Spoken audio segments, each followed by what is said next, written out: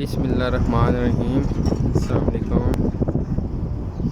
मैं आपको थोड़ी सी इन्फॉर्मेशन देता हूँ। यहाँ पे ये मस्जिद नबवी है माशाल्लाह, और इससे ये थोड़ा सा ही चंद कदम के फासले पे यहाँ पे हज़रत अली रज़ी अल्लाह अन्हु की राइश थी, और अब इस टाइम यहाँ पे मस्जिद बनी हुई है।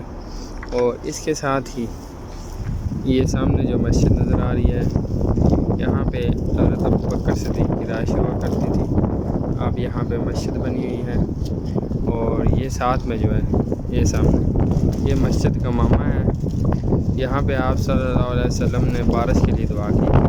और मस्जिद मामा से चंद कदम के फासले पर, अभी यहाँ से नज़र नहीं आ रहा, मैं आगे जाके आपको वो भी दिखाऊँगा, हज़रत उमर की रिहाइश हुआ करती।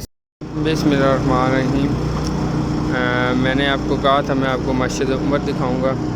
ये मस्जिद नबी है, ये साथ में मस्जिद मामा है, और ये चंद कदम के फासले पे ये सामने ये मस्जिद उमर है।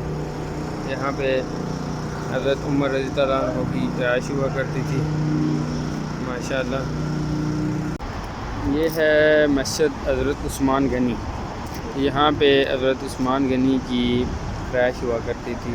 ये हरम से चंद कदम के फासले पे है, और यहाँ से ये आपको मस्जिद उमामा और अबू बकर सिद्दीक़ ये मस्जिद नज़र आ रही है। इसके बिल्कुल सामने ही हराम है।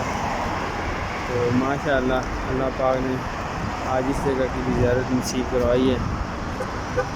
इसको 3 दरवाज़ों वाली मस्जिद भी कहती है।